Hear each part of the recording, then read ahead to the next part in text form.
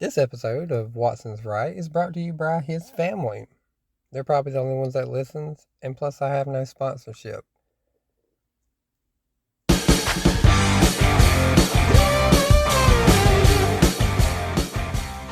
Hi, and welcome to an episode of Watson's Right. I'm your host, I'm Watson, and like always, I'm going to tell you why I'm right.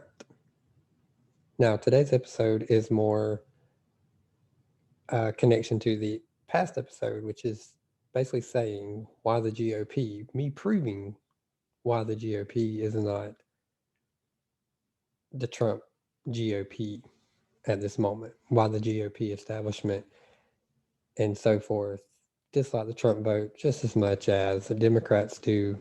It's on full display this week in the Senate. And that's what we are going to discuss today is why I'm right about that just because they're red and just because they, supported Trump in the 2020 election, they're not there. They're not the GOP that they want us to believe they are. And we must continue to pay attention to the way they vote, pay attention to what they care about, and hold them accountable when they don't do the way we want them to do. The big topic is the COVID relief and the direct payments when it concerns the American citizens. Last Monday, well, not this past Monday, but the Monday before, December 21st, I think, the Senate and the House both passed a COVID relief, which was equal out to be about $900 trillion, I think. And they passed that and some other stuff to go along with it, the defense bill and so forth. Both passed pretty bipartisanship. And then Trump started fussing and saying some stuff he didn't like about it. Mainly the things was the $600 for the American people, but also the foreign aid, or what we call pork, the extra stuff tied up into it. Now, before people say, completely understand that that the pork might not necessarily been in the COVID bill, but I think it's more along the lines of just that it was passed and agreed upon, not necessarily what bill it was agreed upon. The fact that we're giving $600 to American citizens, but yet we're doing like 1.3 billion to Egypt, millions of dollars to Israel, Cambodia. We're passing millions of dollars to Pakistan for gender study. But we're giving our people $600. Millions of dollars to Pakistan for gender studies. We don't even know the genders here in America. So why are we not, we need that money here, obviously, to teach Americans about the gender and that there's two. But, we give all that money. And then, of course, Trump has some other stuff into it, the Section 238, the Section 230 for big tech and renaming bases, I think, is also tied up in the defense bill. So, there's a lot of things that Trump didn't like, but the American people as a whole was more upset over the $600 and the foreign aid that we will shell out. Now, you might ask why is the stimulus check so important? Well, because of the simple fact of the struggles that our families and communities are going through right now. With small businesses being shut down for COVID, and people like to talk about, well, people are still working, but yet we got slashed hours because of COVID, because of dining areas being closed. They don't need as many workers. Then you have, even something simple as daycare, because of kids not being in school no more right now in certain areas. So we're having to keep kids at home, which is costing food, which is costing supervision. It starts to all add up. And, just the simple fact of being an America First type person, why don't we should help our people before we throw money everywhere else? But yet we throw a little bit of crumbs at our people and then want them to pull it up by the bootstraps and get to work, but yet we also want to tell them to stay home. I do agree that I think the best stimulus would be to open this country up. But it's still, if we do that, there's still precautions that we must take. There's still possibility of dining rooms, being closed. So that again cuts down on business, cuts down on employee hours. So I do think that we can open up and do it safely. But people also got to realize that we're still in a situation where the American people need help for rent, lights, water, but also the people who rent these places, the landlords who are not getting paid. Everybody wants to talk about evictions, stopping evictions, but we're not paying attention to also that the people who depend on the rent money are not getting their money either. So, but yet we can throw money around the world, but we can't do that for our own people. Okay, well, Trump come out, luckily, saying that he signed the bill, but he wanted changes. There was a couple changes he wanted, but we're just going to really focus right here on the COVID relief. And so this past Monday, the House went in and passed a $2,000 American Relief Cash Act, or whatever, up stimulus money to $2,000. One sign that the GOP is not where we want them to be is that there was only like 40 GOPers voted for it. Okay, only 40. We have like 170. That tells you right there. Okay, now these same people that voted for the foreign aid are not voting for American people to get some money. That's what I mean by America first. And that's what I mean by the GOP's not there. The leader of the House, Kevin McCarthy, didn't even vote. So we couldn't even get him on record of yes or no. He just decided to cower out and not vote. My representative and Buddy Carter, he voted no. I think people should pay attention to, if their representative, something as small as this is where we can make a real impact on an America First agenda, is in the House races and paying attention to how they vote and holding them accountable for how they vote. So, but it did pass the House, sadly, thank you to the Democrats. And now it's in the Senate. We all know who runs the Senate. Okay, it's the swamp creature himself, Mitch McConnell. And the fact that people are thinking that Mitch McConnell is holding this vote because of the stimulus are misinformed. The only reason Mitch McConnell is in the Senate this week, making senators come to work, is for the fact they want to override the veto that President Trump did on the defense bill. And President Trump did that because of Section 230, naming of the bases and so forth. But that's the only reason Mitch McConnell was having this vote, is because of the defense bill. He wants to continue to fund these endless wars. He wants to continue to fund, there's no telling how much pork's inside that bill. He wants to continue business as usual, corporations, so forth. He wants to continue business as usual. He does not want to hold a vote on this $2,000 stimulus check. Now,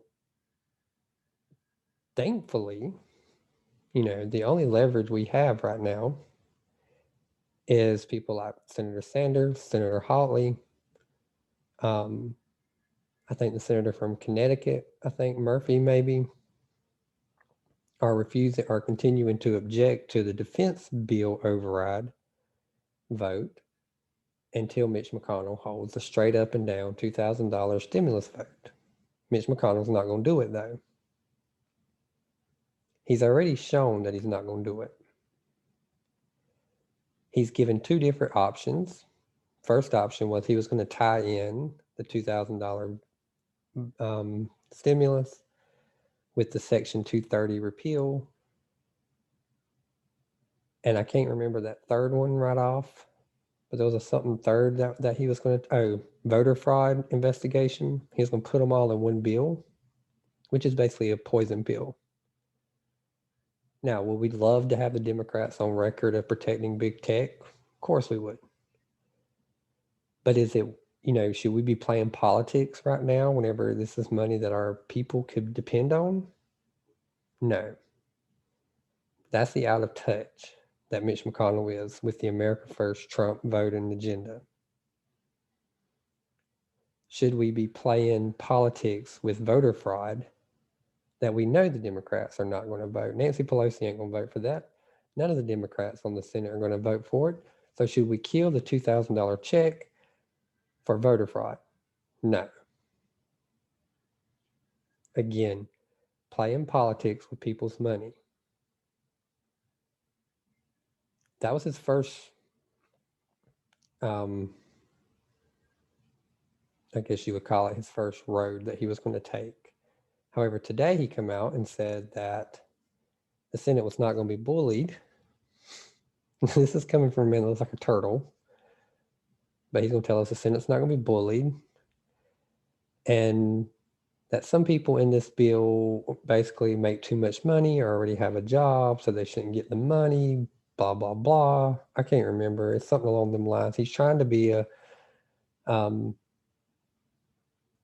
budget hawk now that we're trying to give money to the American people. And I get that. I get the thing of, I understand people saying that, we're giving money to people who don't need it. I personally don't need it. Do I want it? Of course, I'll take it. But do I need it? No.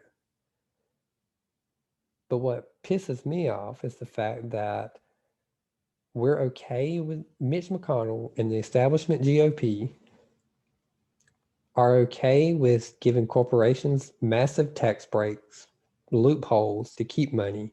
We bail out Wall Street. We bail out the companies. We send money foreign aid. We pay for endless wars. We do all this nonsense with money. But now that we are going to possibly help our American people, now we're going to be war hawks. Budget hawks. That's nonsense. Spend trillions of dollars a year on a war that we've been in for going on 20 years. But yet we are going to fight tooth and nail to giving our own people some help. But yet you let Mitch McConnell want to take over Syria. He'll be putting money into that. But he don't want to put money into his own people. That's the nonsense we're in right now. That's the GOP. Okay, and that's what I mean by in a previous podcast where I said that the GOP despises the Trump agenda or the Trump voter just as much as the Democrats do. It's coming out right now. It's coming out right at this moment of the establishment trying to go right back to what we voted against in 2016 and what we voted against in 2020. And we're going straight back to it. And the consequences of this we're going to feel it right away, possibly, and that's in the Georgia Senate race. The Georgia Senate races. A poll come out Monday or Tuesday, I can't remember exactly which one, but Monday or Tuesday that showed both Kelly Loeffler and David Perdue down. And it showed late breaking deciders were going for Ossoff and Warnock because of Kelly Loeffler and David Perdue not jumping on the $2,000 checks. Again, going back to not understanding your base. And in Mitch McConnell's case, just don't give a damn. He just don't care. He is not concerned with the GOP voter or the Trump voter. Kelly Loeffler and David Perdue, I don't think they give a damn either. But now I believe we're, paying attention to, if you pay attention to what the GOP is wanting to go back, and now is this little stuff that we have got to fight for, and we've got to demand different, because this is where we, put our foot in the ground and say enough is enough. So what can we do? Well, first thing you can do is you can get on the phone, you can call your senator, whether it be a Democrat or a Republican. You can demand that they protest or not consent, whatever you want to call it, object to voting on the veto override. Mitch McConnell wants that passed. Demand that they are not going to vote to override the president's veto until Mitch McConnell holds an up and down vote on the $2,000 stimulus check. Not tying all them other poison pills into it. Not a bill that includes the stimulus plus the Section 230 plus the voter fraud, but just the $2,000. Back Bernie Sanders and Senator Hawley on demanding that Mitch McConnell have that vote. I live in the state of Georgia, so I have called Senator Loeffler and David Perdue multiple times demanding that they demand Mitch McConnell to hold that vote. If you pay attention, they're not demanding that. Why? Because Kelly Loeffler and David Perdue are going to be no different. They're going to be no different, but they need us right now, so we need to pressure them in order to demand that Mitch McConnell hold a vote. We've got to show that we're not going away. We can't just go away when Trump's out of the picture.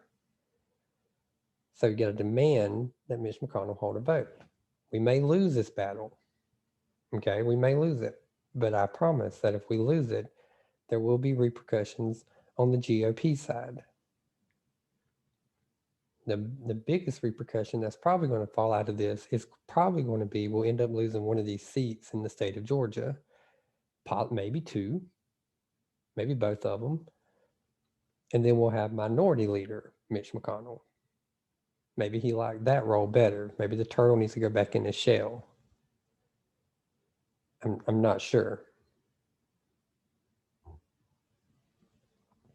But the first thing is to demand that Mitch McConnell hold a vote. Call your senators. Demand that they object to a veto override vote until Mitch McConnell holds a stimulus vote. A straight up and down stimulus vote, yes or no. That way we can find out who is really on America first and who is continuing to be the establishment GOP or the establishment Democrats, either one. Now, this is the battle we have right now. Let's win this battle. And we can win this battle two ways. We can win this battle by demanding, like I said, by Mitch McConnell holding the vote, or by Mitch McConnell getting neither the vote or the stimulus. That will show, if nothing else, that we're here. Okay, and then we'll see what happens with the Georgia Senate races. And if Mitch McConnell keeps the Senate, well, then I think we need to pressure our senators in the GOP to not vote for Mitch McConnell as the leader. I think Mitch McConnell is showing right now that he's not the party's proper leader right now. He will be the most powerful Republican in Washington if we hold the Senate. So as soon as we see what happens with the Senate, we need to go ahead and start demanding that Mitch McConnell not be the GOP leader. He's out of touch. He looks like a turtle. He's got to go. Kentucky, the people of Kentucky voting for him, I don't understand. but he cannot represent this party. So call your senators, let them know that, this is the way we going. Get on board, or we'll find someone who will. Kelly Loeffler, David Perdue, if you're a supporter of them and you're in the state of Georgia, get on the phone with them. Their political career is going to depend on this vote, I think. One of them is going down if we don't get this passed, if not both. If not both. So I'm not understanding exactly what Mitch McConnell's doing besides showing the regular GOP establishment that I warned in previous podcasts that the GOP was going to go back to. But he's going to end up costing us the majority. And, we'll have to see how it goes with the blue Washington if that happens. Maybe it won't. But call your senators, let them know no vote on the defense override unless we get an up and down vote on the stimulus check. Very important that we hold the line on this. Okay, very important. It might seem like something small right now, but it's very important that we go ahead and show that this America First policy, Trump plan, I guess, is not going away for the GOP. It's a winning policy. It's a winning platform. We just got to get it out there. We got to put people in that are going to do that. So take this right here as a lesson, as a learning opportunity. Look up your representative. See if they voted in favor of it. See if they voted in favor of the pork, the defense bill, the first COVID bill, and see if they voted for the 2000 increase. Did they vote for foreign aid and endless wars, but then choose not to give you some money, like my representative, Buddy Carter, did?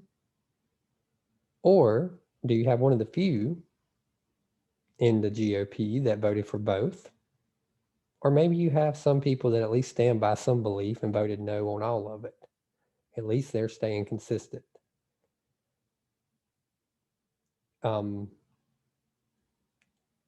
Hold that line. Call your senators. Make sure that they are understanding what you're wanting them to do. And demand that they hold Mitch McConnell accountable.